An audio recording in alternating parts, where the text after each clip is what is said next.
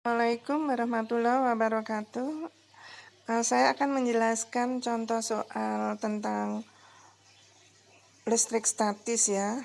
Yang nomor 1, muatan listrik Q1 10 mikrocoulomb diletakkan sebelah kiri, kemudian muatan Q2 20 mikrocoulomb dan Q3 terpisah seperti gambar ya. Jadi muatan Q3 ini dianggap muatan positif, sehingga dia mendapatkan gaya oleh Q2 dan Q1 karena positif-positif berarti gaya tolak ya. Ini sebenarnya agar gaya Coulomb yang bekerja di muatan Q2 0, maka besar Q3 adalah, ini kita mencari besarnya Q3. Nah, kita lihat di sini jarak muatan 2 terhadap muatan 1 itu A. Kemudian jarak muatan 2 terhadap muatan 3 0,5 A. Q1 10 mikro, Q2 20 mikro. F0 artinya gaya yang dialami oleh muatan 2 terhadap muatan 1 kan gaya tolak. Jadi dia arahnya ke sini. Nah, ini adalah gaya F yang dialami 2 karena muatan 1. Kemudian gaya yang dialami muatan 2 karena muatan 3 tolak menolak kan, jadi ini ke sini. Nah, ini F yang dialami muatan 2 karena muatan 3. Nah, kalau gaya Coulombnya itu 0, nih, jadi gaya yang dialami muatan 2 totalnya itu 0, artinya gaya yang ke ini, ke kanan, itu sama dengan gaya yang ke kiri nih. Jadi sama. Sehingga gaya itu kan rumusnya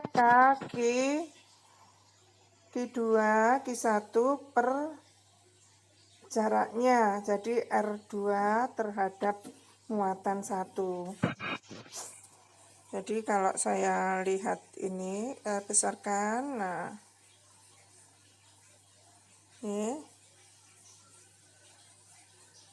ini adalah gaya yang dialami muatan 2 terhadap muatan 1.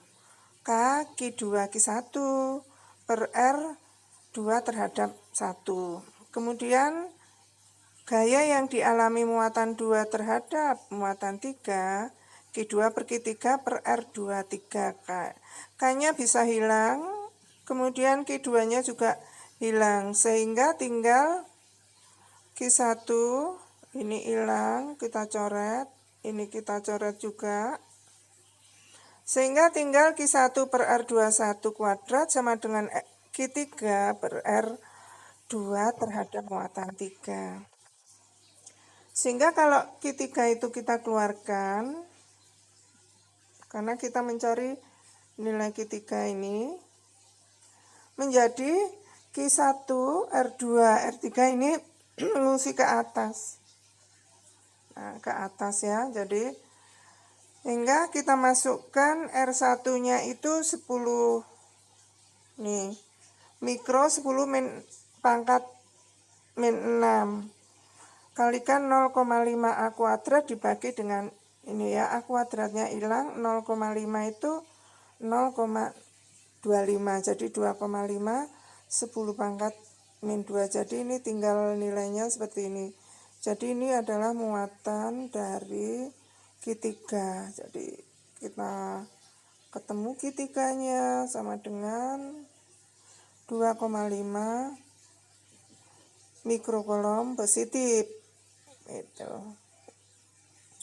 Nah, berikutnya nomor 2. Dua partikel P dan Q terpisah pada jarak 9 cm seperti gambar. Letak titik yang kuat medannya 0. Nah, A 9 cm di kanan P. Kemudian B 6 cm di kanan P, C 9 cm di kiri P, D 3 cm di kanan, 3 cm di kiri. Nah, kita lihat sekarang penjelasannya. Karena P positif, ya, kemudian Q negatif, kuat medan itu meninggalkan muatan positif menuju muatan negatif. Nah, jadi kalau kita meletakkan di antara, tidak mungkin, karena arah medannya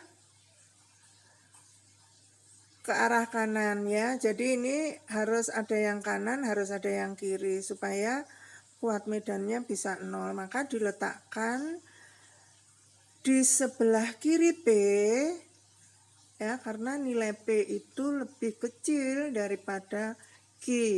Nilainya P1, Q-nya 4. Ya, jadi di sebelah kiri.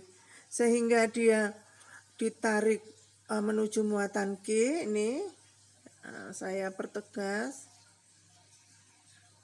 Nih menuju Q. Kemudian meninggalkan P. Nah, ini. Nah, jadi harus sama ini. Supaya medan di P di titik ini 0. Gitu.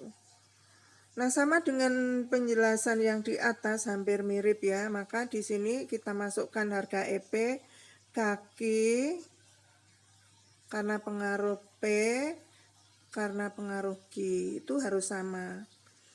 K-nya hilang. Nah, Q kita masukkan 1 mikro, Q-nya 4 mikro, P-nya 1 mikro. Jadi mikronya kita coret ya. Sehingga tinggal 1 per E kuadrat sama dengan 4 per 9 ditambah X dikuadratkan. Nah, ini enggak usah 9 kuadrat ditambah 2 kali 9 kali X, enggak usah. Tapi yang atas ini kita jadikan kuadrat ya. Jadi kita lihat nih. Jadi 1 kuadrat, satunya dikuadratkan, ini X kuadrat dijadikan kuadrat ya. Kalau 4 itu merupakan 2 kuadrat. Terus ini 9 ditambah X kuadrat. Jadi kuadratnya ini bisa dihilangkan. Jadi keempat posisi ini harus kuadrat. Jadi sehingga menjadi seperti ini. Nah, baru kita kalikan 9 kali 1, X kali 1, 9X. Ya.